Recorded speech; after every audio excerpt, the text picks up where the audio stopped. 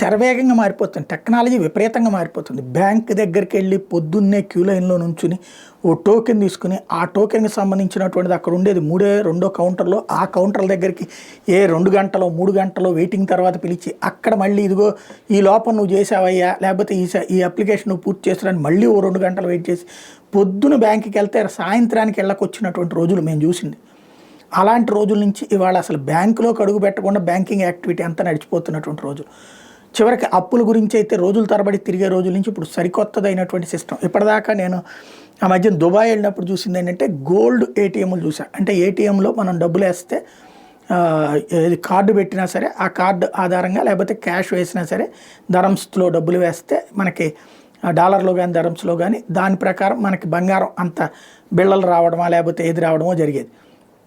Scene cut చేస్తే ఇప్పుడు సరికొత్తదైనటువంటి అది మళ్ళీ మన హైదరాబాద్లో కూడా ఆ మధ్యన పెట్టారన్నారు. ఇప్పుడు ఇంకొక కొత్త మోడల్ వచ్చింది. వరంగల్లో ఏదైతే సెంట్రల్ బ్యాంక్ వాళ్ళ కొత్త ఏటీఎం తీసుకొచ్చారు. ఇది అక్కడ దాంట్లో ఏటీఎంలో మనం ఫర్ ఎగ్జాంపుల్ ఈ ఉంగరం తీసి అందులో వేసాం, దానికి ఆర్టిఫిషియల్ ఇంటెలిజెన్స్ లెక్క కడుతుంది దాని వాల్యూ ఎంత, ఇవాళ మార్కెట్ వాల్యూ ఎంత, దానికి సంబంధించి ఎంత లోన్ వచ్చే పరిస్థితుంది. ఫర్ ఎగ్జాంపుల్ ఒక 50,000 వస్తుంది అనుకుంటే 50,000 రూపాయలు దీని వాల్యూ అనుకుంటే దానికి 80% లోన్ ఇస్తారు.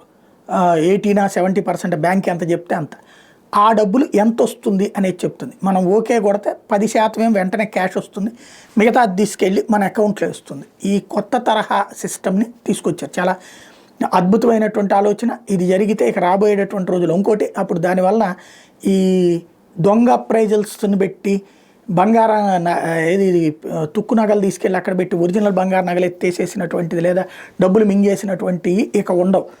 డైరెక్ట్గా మిషన్లోనే ఐడెంటిఫై చేస్తారు. కాబట్టి రాబోయేటటువంటి రోజుల్లో ఆంధ్రాలో కూడా ఇట్లాంటి ఏర్పాటు చేస్తే చాలామంది వస్తారు. ఎందుకంటే మద్యం తాగే వాళ్ళు ఎక్కువగా ఇట్లాంటి వాటి వాడుతూ ఉంటారు.